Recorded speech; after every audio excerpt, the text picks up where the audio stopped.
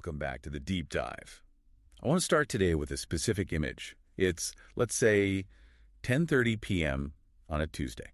Oh, I'm there. You're sitting at your desk. The only light in the room is the glow of your monitor. You're exhausted, your eyes are burning, but you are still clicking. You're answering an email that could definitely wait until morning. I know that scene well. A little too well, probably. We all do. And the reason you're still clicking isn't because you love the work not at that hour. It's because of this knot in your stomach that says, if I stop, the money stops.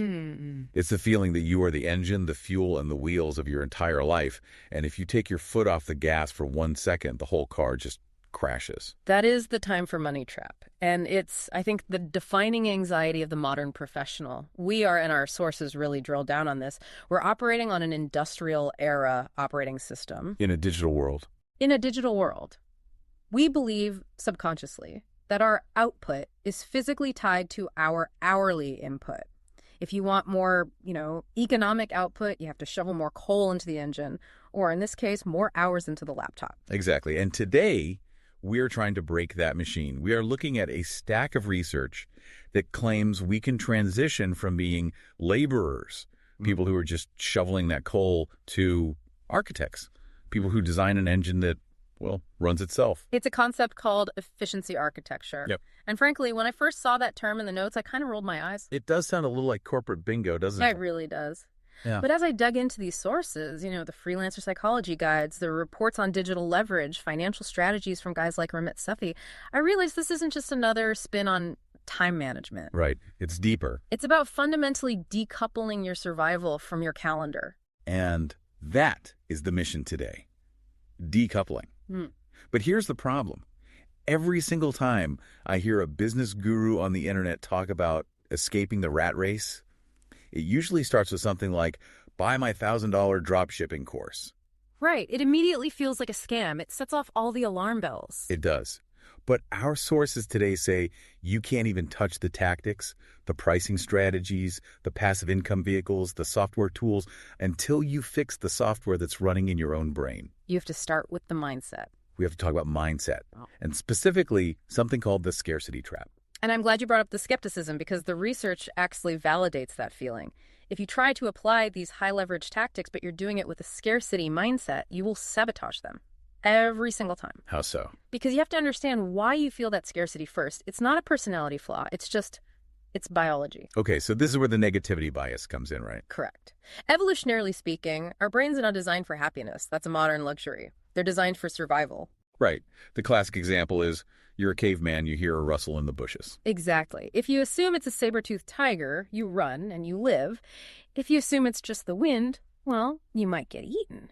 So the brain that defaults to the negative, that overweights the threat, is the one that survives to pass on its genes. So we are literally hardwired to overcreate the negative. Drastically.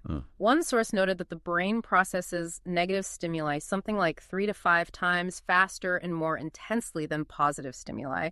A single criticism can wipe out a dozen compliments. And in a business context, how does that manifest? It manifests as the hoard. You hoard information because you think sharing it gives your competition an edge. You hoard tasks because you believe no one can do them as well as you, or you're afraid of spending money on help. Because spending money feels like losing money. It feels like a direct threat to your survival. You see every competitor as a mortal enemy who is trying to steal the food right off your plate. It creates this zero-sum game mentality. And it keeps you playing defense. You're just trying not to lose instead of trying to win. Exactly. It's a strategy that keeps you, as one author so perfectly put it, safe but small. You stay in your comfort zone because venturing out feels like stepping into the territory of that saber-toothed tiger. So, okay, that's the diagnosis. We're running on caveman software. How do we override millions of years of evolution? The sources mention a shift to an abundance mindset, but I'll be honest, that can sound a bit woo-woo. A little just manifest it. It does sound that way, and I think that's why a lot of practical people dismiss it. But the actual application is fascinating and very concrete. It starts with language.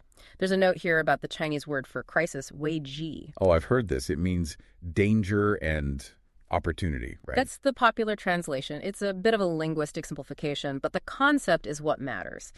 A scarcity mindset sees a crisis. Let's say a major client fires you, and it only sees the danger, the tiger. I'm going to starve. Panic mode. Full-on panic. The abundance mindset is trained to see the other character, the opportunity. I just got fired, which is dangerous, but I also just freed up 10 hours a week to go find a client who's a better fit and pays more. Okay, but that is so hard to do in the moment. When the email comes in saying we're terminating the contract, your stomach drops. You don't immediately think opportunity. How do we actually train the brain to do that? Well, you can't just flip a switch. It's like building a muscle. And there's a specific exercise in the source material called gratitude versus grievances.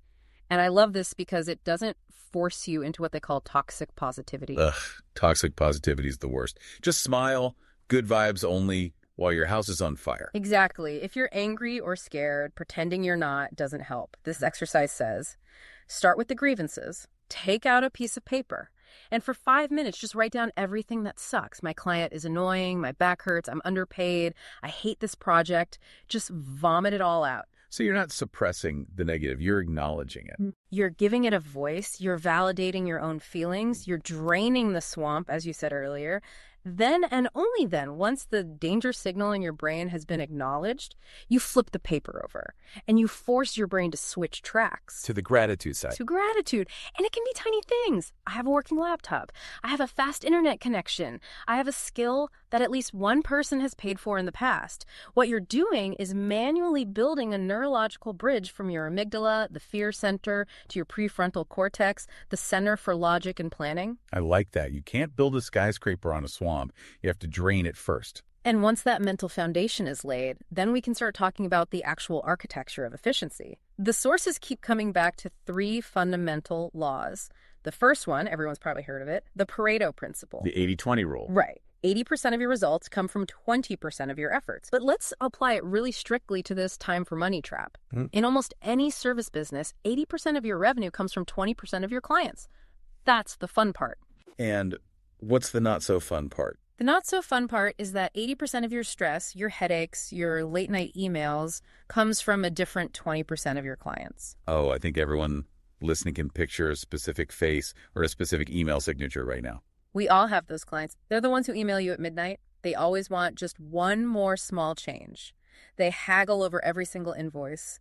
The efficiency architect looks at the data, not the emotion, and realizes, if I fire these bottom 20% of clients, I lose a small fraction of my revenue, but I gain back 80% of my time and sanity. And then you can use that newfound time and sanity to go find more of the good clients, the top 20%. Exactly. It's addition by subtraction, which leads us directly to the second law, Parkinson's law. Work expands to fill the time available for its completion. You know this one well. Oh, intimately. This is why I can clean my entire house in exactly 20 minutes if guests are arriving unexpectedly. But it takes all day Saturday if I have no plans. Precisely.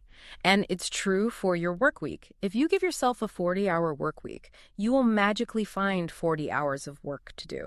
You'll check your email 15 times an hour. You'll tweak the font size on a presentation for an hour. You'll get lost in what the sources call shallow work. The busy work. The busy work. But if you artificially constrain your week, if you say, I am only allowed to work 20 hours this week to earn my living, you become absolutely ruthless. You don't have time for the font size. You are forced to focus only on the 20% of tasks that actually generate revenue. It forces you to identify what's truly essential. And that brings us to the final concept in this mindset section, the solo ceiling. The solo ceiling. There is a hard physical limit to how much you can hustle. You cannot work 25 hours a day. Though I'm sure some of us have tried. We've all tried.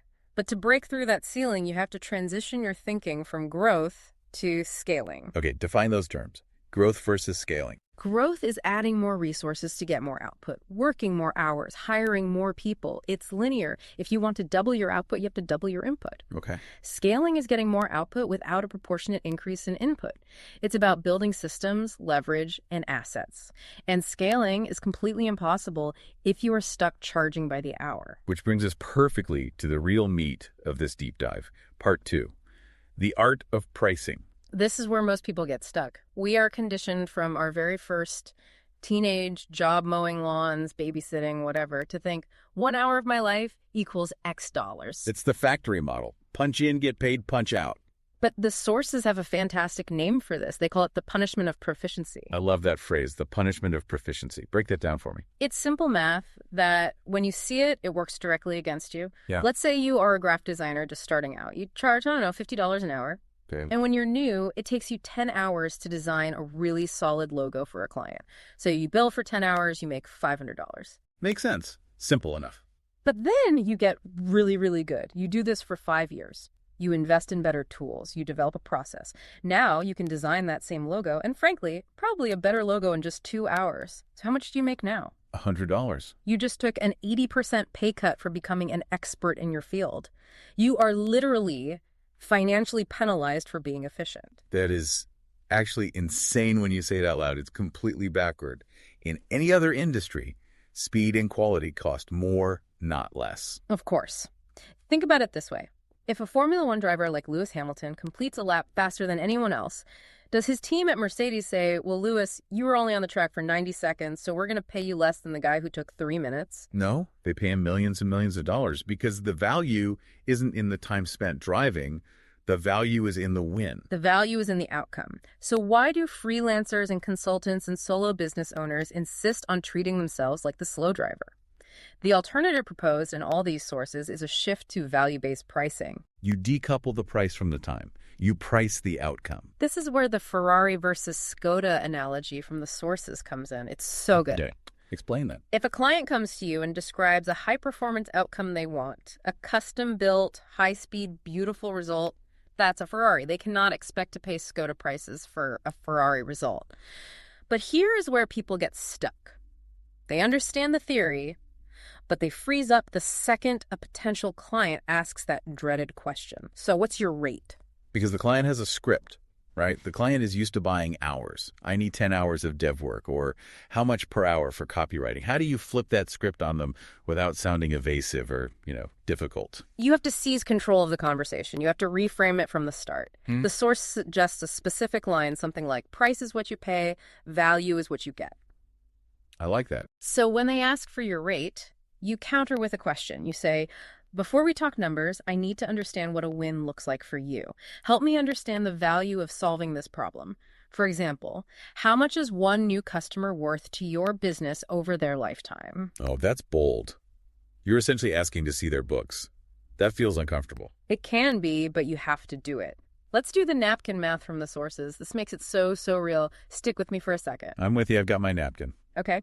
Imagine you build landing pages for websites. The old you charges, say, $100 an hour. You think a project will take about 10 hours, so you quote them $1,000. Okay. Seems reasonable. But the new you, the value-based you, asks the value question first. You dig in, and you find out that this client sells a high-end coaching package for $2,000. And you also find out that their current terrible landing page converts visitors into customers at a rate of 1%. So for every 100 people who visit the page, they make one sale. Yeah. $2,000. Right. Now you tell them, my new landing page design isn't just prettier.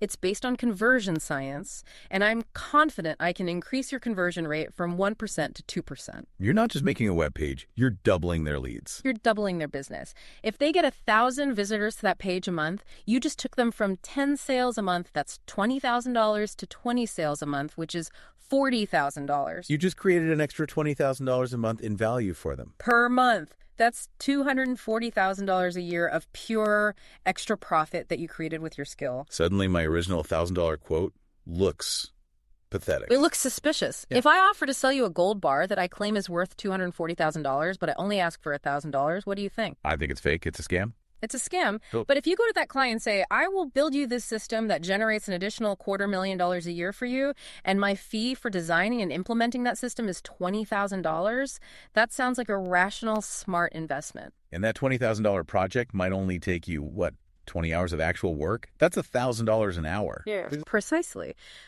But the client is thrilled because they just made a 10x or 12x return on their investment.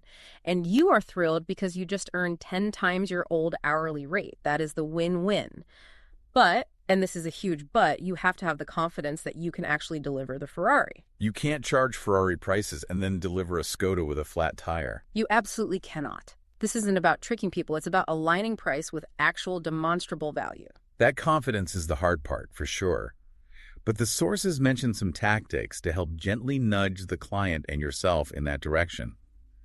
One of the best ones is tiered pricing. Ah, yes, price bracketing. It's basic behavioral psychology, really. It's all about anchoring. Explain that. Why does it work so well? Because you should never give a client just one price. If you just say $5,000, the only question in the client's mind is a yes-no question. Is this worth it? But if you give them 3 prices, 3 packages, the question in their mind shifts to, which one of these do I want? You change the nature of the decision.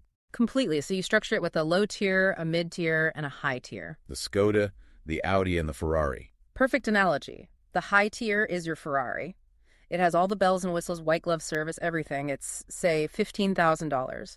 And frankly, the only reason it exists on the page is to make the mid-tier, which is what you actually want them to buy, at $8,000 look like an incredibly reasonable bargain. It provides context. It frames the conversation. It does. And you'd be absolutely surprised how many people just buy the Ferrari because they want to feel like they're getting the absolute best. It's an aspirational purchase. Now, speaking of clients, we have to talk about my favorite, most colorful term from the entire research stack, the asshole tax. Yes. The source material very politely calls this something like the extra hand-holding fee. But yes, colloquially, it's the asshole tax. But it's not just about being petty or getting revenge on a difficult person. It's actually strategic. It's pure, rational economic strategy. It goes right back to the Pareto principle. We know that difficult clients consume more time and, just as importantly, more emotional energy. They're the ones who text you on weekends. They're disorganized. They constantly change their minds. They cause that attention residue we'll talk about later. They absolutely do. So if you identify these red flags during the initial call and you get good at spotting them, you have 2 choices. 1, run away. Just say no to the project. Or 2, price it in. It's hazard pay. It's emotional hazard pay. You take your normal quote and you increase it by 20%, 30%, maybe even 50%. If they say no, fantastic, you just dodged a bullet. If they say yes, you are now being fairly compensated for the inevitable future headache. And it removes the resentment. Totally. When they call you on a Saturday morning, you don't hate them because you look at your bank account and think, I'm being paid for this call. This was part of the deal. It turns a grievance into a simple transaction. I love that. Okay, before we move off of pricing, we have to address the massive elephant in the room, AI. The robot elephant. Right. If I can go to ChatGPT or Midjourney and get a pretty decent blog post or a cool image for pennies, maybe for free, how on earth can I justify charging thousands of dollars for the same work? This is probably the most crucial pivot point for any knowledge worker right now. The sources are very, very clear on this. The economic cost of execution is trending rapidly towards 0. Execution meaning the act of typing the words, writing the basic code, generating a standard image. Exactly. That is becoming a commodity. And if you are selling a commodity, you are in a race to the bottom with every other person on the planet and with the AI itself. So if you're selling execution, you are in big trouble. You're in a death spiral. To survive and thrive, you must pivot from selling execution to selling strategy and humanity. Okay, let's unpack that. Strategy and humanity. An AI can write a blog post. It cannot tell a company why they should be writing that post in the first place. It can't tell them who the post is for, how it fits into their 12-month brand evolution, or how to capture the specific cultural nuance of their target audience in, say, the Midwest versus the Pacific Northwest. So the AI is the hammer, but you're the architect. Who knows where to build the house? Perfect. You sell the blueprint, you sell the why, not just the what. The AI becomes your tool to execute the what faster, which actually makes you more profitable if you're pricing on value. And for those listening who are just starting out and they're thinking, but I'm not an expert strategist yet, I'm just learning. The sources have a note for you too. Yes, and it's an important one. If you are a beginner, do not try to charge Ferrari prices. You will get caught, you'll ruin your reputation, and you'll feel like an imposter. So what do? You adopt the mindset of getting paid to learn. Like a tuition subsidy for your own education. Exactly. You intentionally take a lower rate, but you frame it to yourself and even to the client as, I am offering a lower rate because I'm building my portfolio in this specific area. I'm getting paid to take a masterclass in this skill. Then, once you have the skill and the case studies, you immediately switch to value-based pricing. Okay, so this is huge. We've optimized our active income. We're charging for value. We're anchoring prices. We're dodging bad clients. But we were still trading time for money. Even if it's a lot of money for a little time, the moment I stop working, the checks stop coming. And that brings us to the third, and for many, the most exciting pillar: passive income vehicles. I feel like passive income has become such a dirty word. You know, it's been co-opted by so many internet marketers. It just screams, make money while you sleep, with a picture of a guy leaning on a rented Lamborghini. It has, and we need to scrub all the grease and hype off that definition. The sources are very realistic about this. Passive income is not money for nothing. It's delayed gratification income. That's the perfect way to put it. It means you do the work up front. Often you do a massive amount of work up front. You are building an asset, you're building a machine. You might work 100 hours for $0 to build that machine, but once it's built and turned on, it runs without you. Okay, so what are these machines? The sources break them down into 3 main pathways. Pathway number 1 is the educator. This is for anyone who has knowledge or a skill that other people want. It could be simple things like ebooks and guides, but the undisputed king of this category is the online course. The mantra is teach once, earn forever. That's it. And when you look at the economics, they're just staggering. If you teach a live workshop, you have to show up every single time. Your income is capped. If you record a high-quality course, you can sell it to someone in Tokyo while you are having lunch in New York. And the perceived value is much higher than, say, a book. Much higher. People will happily pay $200, $500, even $1,000 or more for a course that solves a very specific, painful problem for them. But that's the key, right? It has to solve a real problem. It's not just, here's a bunch of stuff I know. Absolutely not. You aren't selling information. Information is free on Google and YouTube. You are selling a transformation. You are selling a curated, organized, step-by-step bridge from I don't know how to do this thing and it's causing me pain to I have now mastered this thing and my life is better. Okay, so that's pathway 1, the educator. Pathway 2 is the system builder. This feels less about teaching and more about creating tools. Yes. Think digital products. This is a massive, massive area right now. You probably use tools like Excel or Notion or Google Sheets every single day. If you have built a really elegant budget tracker for yourself or a sophisticated project management dashboard for your team, that is a product. Wait a minute, you're telling me I can sell my spreadsheets? Absolutely. There are entire marketplaces online like Gumroad where people are making millions of dollars a year selling Notion templates because you are selling time. The user doesn't want to spend 10 hours building the perfect formula-driven dashboard. They'd rather pay you $20 or $50 to have it instantly. And this category also includes things like SaaS, software as a service. That sounds intimidating. It used to be. It used to be that you needed to be a hardcore coder and have venture capital to build software. But now, with the no-code revolution and tools like Bubble or Webflow, you can build micro apps, niche calculators, or membership sites using visual drag-and-drop interfaces. You're essentially building a little software robot that does a specific job for a specific group of people. And then pathway 3 is the investor. This is the most traditional path, the one our grandparents would understand. It's simply money working to make more money. Index funds, real estate. Index funds, REITs, which are real estate investment trusts. Briefly, for anyone who doesn't know, what is a REIT? Think of it like a mutual fund, but for big buildings.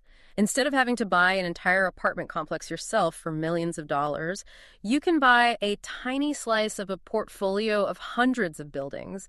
You get the benefit of the rental income without ever having to get a call at 3 a.m. to fix a toilet. So it's truly passive. It's the most truly passive of the 3, but it has one big barrier to entry. It requires capital to start.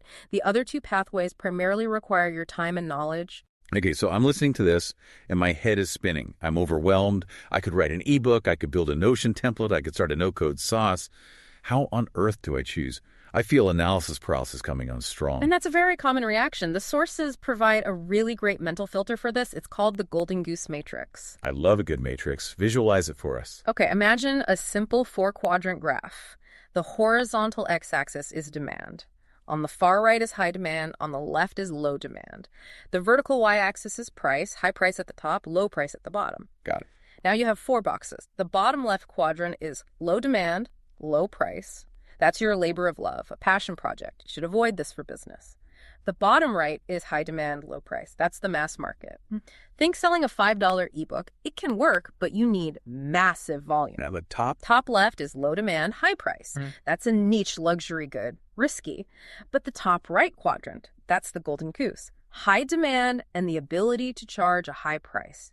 This is where you want to be. Okay, so how do we know if our brilliant idea for a course is a golden goose or just a labor of love, before we spend 6 months building it. You validate. You absolutely must validate. And the best way to do that is to pre-sell. This is the scary part.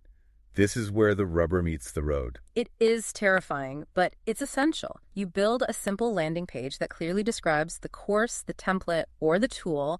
You outline the transformation. You say coming soon, and then you put a buy now or pre-order button on it. And you see if anyone clicks. You see if anyone is willing to pull out their credit card and give you actual money for this thing that doesn't exist yet. If they do, you have a business. You can build it with confidence. If they don't, you just saved yourself 6 months of wasted work. You can pivot to a new idea. It's basically running a Kickstarter campaign for your own life. Exactly. Or an even simpler validation tactic, the sources mention.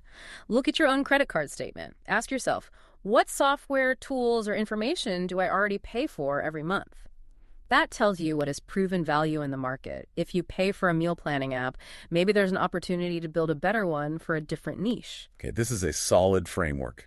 We have the mindset shift to abundance, we have the pricing strategy based on value, and we have the passive income vehicle. But now we actually have to do the work to set all this up. And the sources are pretty blunt that most of us are doing work completely wrong. We are busy, but we are not productive. We confuse activity with accomplishment. And to fix that, we need to talk about Cal Newport's concept of deep work. This is a term that gets thrown around a lot on Twitter or X. You see people post, I'm in deep work mode. And it's usually accompanied by a picture of an artisanal coffee cup and a minimalist desk. The aesthetic of productivity. But the actual rigorous definition is important. Deep work is professional activities performed in a state of distraction-free concentration that push your cognitive capabilities to their limit. The key phrase there seems to be, push your cognitive capabilities to their limit. That sounds exhausting. It is. That's the entire point. It's the mental equivalent of doing a 1-rep max deadlift with your brain. And here is the scary and also liberating statistic from the research. The human brain, even for the most elite world-class performers, has a hard biological cap on this kind of effort. Okay, what's the cap? 4 hours a day. 4 hours. That's barely half a standard workday. And that's for the pros. For most of us, especially when we're starting to train this muscle, it's probably closer to 1 or 2 hours of true peak-level deep work. After that, your neurochemistry is literally depleted. You run out of the glucose and neurotransmitters required to form new, strong neural connections. What are we doing for the other 6, 7, 8 hours of the day? Shallow work. Answering emails, responding to Slack messages, sitting in meetings that could have been emails, tweaking spreadsheets. The problem isn't that shallow work exists. Some of it is necessary. The problem is that we mix them. We try to do the deep work while the shallow work is constantly interrupting us. We call it multitasking. But multitasking is a neurological myth. Biologically, your brain cannot focus on 2 things at once. It's just switching back and forth very, very quickly. It's context switching. And the sources describe this devastating phenomenon called attention residue. That sounds like something you have to scrub off the shower floor. It's worse. Every time you switch from task A, let's say writing a complex proposal, to task B, glancing at a text message from a friend, a part of your brain's attention remains stuck on task B when you try to go back to task A. So you're not bringing your full brain back to the important task. You're not.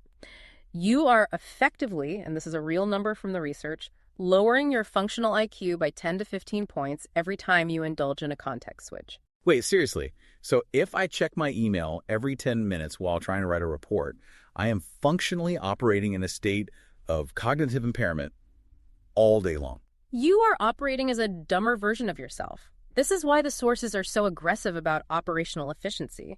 You need to protect those 2 to 4 hours of deep work like your life depends on it. Because in a knowledge economy, it kind of does. So how do we actually structure a day to do that? Because the reality is my boss or my clients expect me to be available on Slack. This is where you have to become an architect of your own time. The sources offer a 7-step work less method. It's a bit of a roadmap for building that fortress around your focus. Okay, let's walk through them. Step 1 is plan your week. But not just making a giant to-do list. They call this winning the week. It's about matching your time supply, the actual open blocks on your calendar, with your time demand, your list of tasks. Most people have a to-do list that would take 100 hours to complete, but only 20 hours of available time on their calendar. That is a guaranteed recipe for failure and anxiety. Okay, so match supply and demand. Step 2 is prioritize. And specifically, prioritize based on leverage. Find and do the one task that makes everything else on your list either easier or completely irrelevant. It's the lead domino that knocks down all the other dominoes. Step 3, track your time. You have to do an audit for at least a week. You can't fix a leak if you don't know where it is. You need to find the time leaks, the 30 minutes you lose scrolling social media, the hour you spend trying to fix a printer, and you have to be ruthless about plugging them. Step 4 is a big one. Automate and delegate. This is where you build your systems. Use the tools. ChatGPT can write the first draft of your standard operating procedures, or SOPs. A tool like Zapier can act like digital plumbing, moving data automatically from your email to your spreadsheet to your project manager, and hire virtual assistants or VAs. The rule is simple. If a task is $15 an hour work and you are trying to become a $100 an hour strategist, you literally cannot afford to do that task yourself. Step 5 is set boundaries. This one feels tough for people pleasers. It's the hardest for many. But the sources remind us that no is a complete sentence. You don't need a long excuse. You have to protect your deep work blocks aggressively. Put them on your calendar. Turn off all notifications. If you don't respect your own time, nobody else will. And then step 6 is take breaks. And step 7 is self-care. And this leads to the neuroscience of rest, which I found absolutely fascinating. Because, like most ambitious people, when I'm not working, I often feel guilty. I feel like I should be working. That guilt is actively blocking your best ideas. To understand why, we need to introduce a brain network called the default mode network, or DMN. Okay, explain the DMN like I'm 5. You got it. Your brain has 2 main modes of operating. There's the task positive network. That's what's active when you're focused, crunching numbers, writing code, answering email. Then there's the default mode network, and here's the key. The DMN only switches on when you stop focusing on an external task. So when I'm zoning out, staring out the window. Exactly. But you aren't just zoning out. Your brain isn't turning off. The DMN is like the background processor on your computer.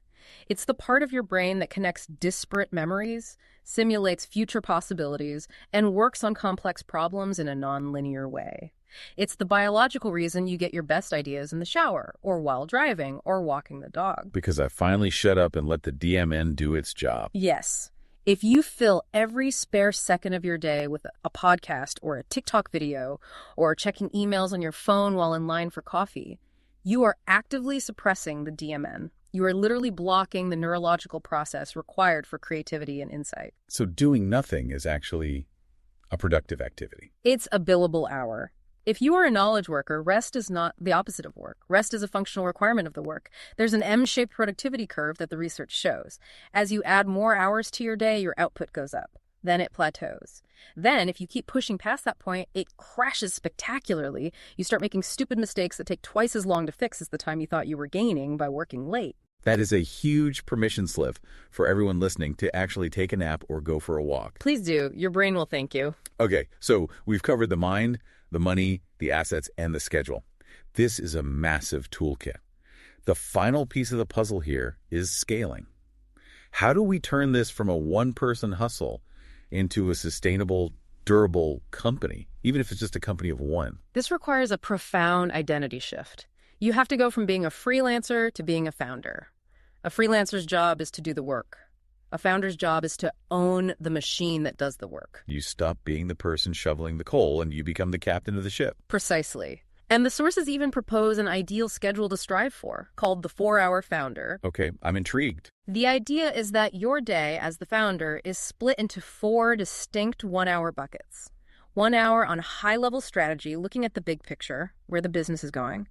1 hour on content marketing, writing, filling the top of the funnel. 1 hour on engagement, talking to your team or your most important customers. And 1 hour on system maintenance, tweaking your automations, improving your SOPs. And everything else, all the other work. Automated or delegated to the machine or the team. Your job is to work on the business, not just in the business. To make that financially viable, though, you need stability. You need predictable cash flow. Yeah. We touched on retainers earlier, but let's circle back. Retainers are the absolute bedrock of scaling. If you are constantly hunting for the next one-off project, you are always in a state of scarcity and survival mode. You want to build recurring revenue. So instead of selling a website, you sell website management and conversion optimization for $2,000 a month. It smooths out that terrifying cash flow roller coaster. Exactly. It gives you the confidence and the capital to hire help because you know for a fact that the money is coming in next month and the month after that. But there is a trap here as you start to earn more. A really dangerous one. The sources call it lifestyle creep. Oh, it's the silent killer of wealth. It's so insidious. You start making more money, so you buy a slightly nicer car, you move into a bigger apartment, you start eating at fancier restaurants. And suddenly you're right back on the same treadmill, just a shinier, more expensive one. You now have to work hard just to pay for the new lifestyle you've built. To combat this, the sources suggest a simple but powerful rule, the 50-50 rule. How does that work? Anytime you get a raise or a significant bump in income, say you start making an extra $2,000 a month, you immediately split it. You take 50% of $1,000 and it goes straight into your investments or savings, untouchable. You take the other 50% at $1,000 and you can blow it on whatever lifestyle upgrades you want. So you get to enjoy the fruits of your success, which is important for motivation, but you are also systematically buying your future freedom. Precisely. You are building a financial runway so that one day you have the option to walk away if you want to. The money is no longer in control. And finally, a note on physical health. We've been talking a lot about digital products and brain networks, but we are biological creatures living in physical bodies. Sitting disease. The sources are emphatic about this. As you become more efficient and successful in the digital realm, you tend to become more sedentary. You don't have a commute anymore. You don't have to walk across an office to go to meetings. You just sit. And if your back gives out or your heart gives out, all the passive income in the world doesn't really matter. You have to engineer movement into your day with the same rigor and intention that you engineer your deep work blocks. Schedule walks, get a standing desk, block out time for the gym. Your body is the hardware that runs all this brilliant software we've been talking about. You can't let the hardware rust and decay. This has been a massive deep dive. We've covered a huge amount of ground here. Yeah. Let's just recap quickly before we close out. Absolutely. We started with the crucial mindset shift from scarcity to abundance learning to see opportunity inside every crisis and using that gratitude versus grievances exercise to clear out the fear. Then we completely dismantled traditional pricing, ditching the hourly rate, doing the math on value-based pricing, and of course, knowing when to charge the asshole tax. From there, we moved to the exciting world of passive income building assets like online courses and digital templates that fundamentally decouple your time from your revenue. We broke down operational efficiency, the art of protecting our 4 precious hours of deep work and understanding that rest is not a luxury, it's a core part of the job. And finally, we talked about scaling, making that leap from freelancer to founder, and using rules like the 50-50 split to avoid the trap of lifestyle creep. So when you put it all together, what does this all mean? What is the so what for the listener who's been with us this whole time? I think it means that busyness is not a badge of honor. It's often a mask for a lack of clarity. It's so much easier to be busy answering emails than it is to be strategic and sit down and design a product that could change your life. The goal isn't to be the hardest worker in the room, it's to be the smartest architect of your life. It's about shifting to life by design, where you have the genuine freedom to say yes to the things you love and a powerful, guilt-free no to the things you don't. And as always, we like to leave you with a final provocative thought, something to chew on as you unplug. The sources touch on this really profound idea that we use work to hide from ourselves. We fill every silent moment with noise because we are, deep down, afraid of what we might hear if it ever gets quiet. So here's the thought. If you actually succeeded at all of this, if you truly removed the 80% of your work that creates only 20% of your results, you would have a lot of new silence in your day, a lot of empty space. And the question is, who would you be in that silence? Would you be comfortable with yourself? Or would you rush to fill it with new noise, a new kind of busy work? The sources suggest that the ability to just sit with that silence, to be comfortable in that space, might actually be the most profitable and powerful skill of all, because in that silence is where the real vision happens. That is something to think about. Thank you for joining us on The Deep Dive. We'll see you next time. See you then.